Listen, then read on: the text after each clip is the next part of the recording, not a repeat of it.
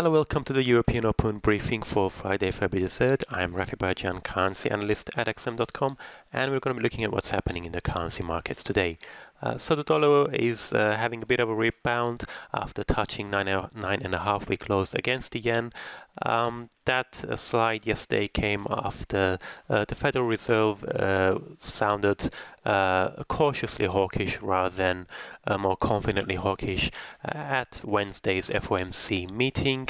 Although the dollar has rebounded since after the Bank of Japan intervened in the bond markets to push down the yields on Japanese government bonds.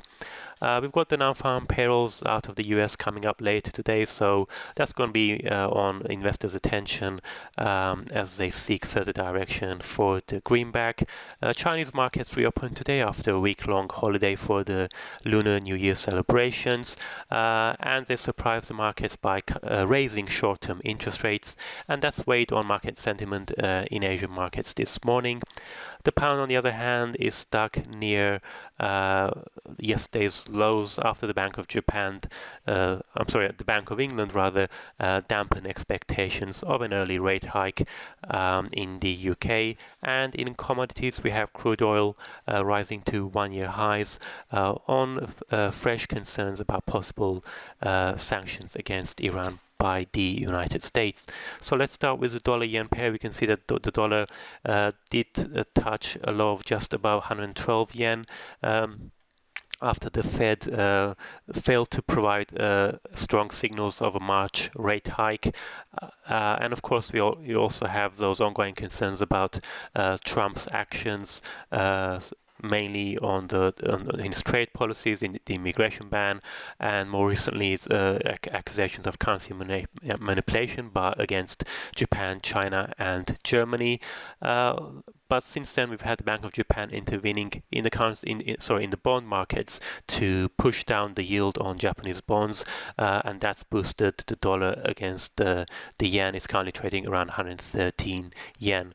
So the focus now moves on to the non-farm payrolls report out later today, where it's expected that we will see strong jobs gains in January. If you move on to Japan now, we can see that we had a bit of a spike in Japanese government bond yields on the 10-year bonds, and that basically forced the Bank of Japan to intervene and to push down those yields. The Bank of Japan is currently targeting 0% yield as part of its yield curve control policy. So we see that the yield has immediately came back down again, and that pushed up the yen in the currency markets. Chinese markets reopened today, as well as many other Asian markets, following a week-long break for the Lunar New Year celebrations. The yuan is firmer this morning, and it's being supported by an increase in short-term rates in China. The People's Bank of China raised the standing lending facility from 2.75 to 3.1%, and the rate on reverse repurchase agreements by 10 basis points, although it kept its benchmark one-year lending rate at 4.35%, but nevertheless the short-term rate hike is supportive of the yuan. There are concerns in China that borrowing is reaching unsustainable levels, so that could be a factor in why the People's Bank of China moved to raise short-term interest rates. We had some manufacturing PMI as well out of China. It was slightly weaker than expected, according to the private Caixin survey.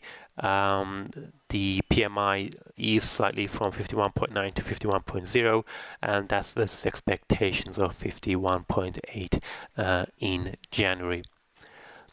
Let's move on to the pound, because the pound was we had quite a dramatic sell-off yesterday. It had been doing rather well prior to the Bank of England policy announcement. It had briefly spiked above $1.27, and now it's nearer $1.25. The Bank of England, although it kept policy unchanged as expected, they did raise growth forecasts.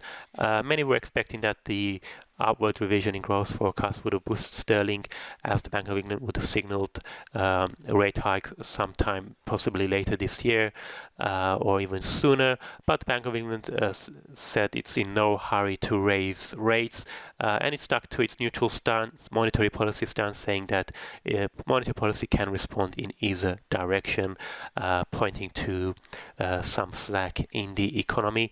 Although possibly as some signs that some MPC members are becoming more concerned about inflation overshooting the 2% target by too much.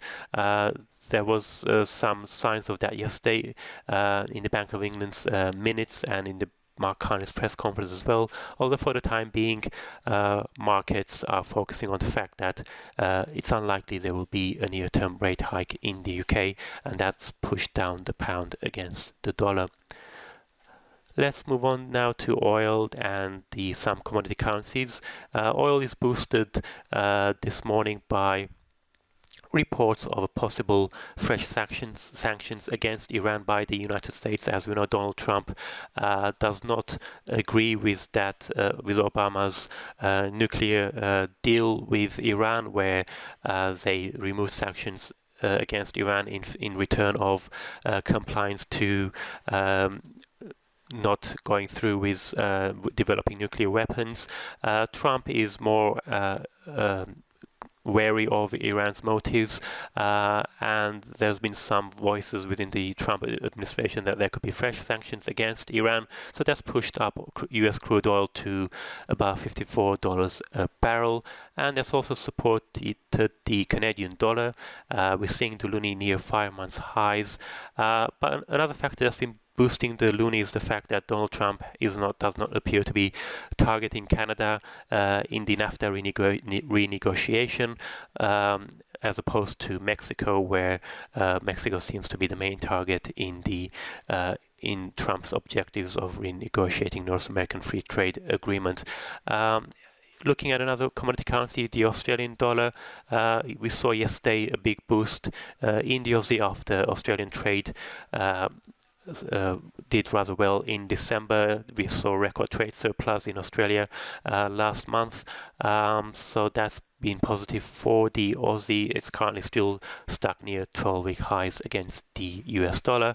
And also worth mentioning that we've got the Reserve Bank of Australia's policy meeting next Tuesday on February the 7th, so that will also be eyed by investors. Moving on to today's economic calendar. We've got the final PMI readings for the Eurozone coming up shortly, as well as Eurozone retail sales. We already had the CAC manufacturing PMI out of China. We also have the UK one coming up as well later. The UK will be the services one. That's coming up later in the day.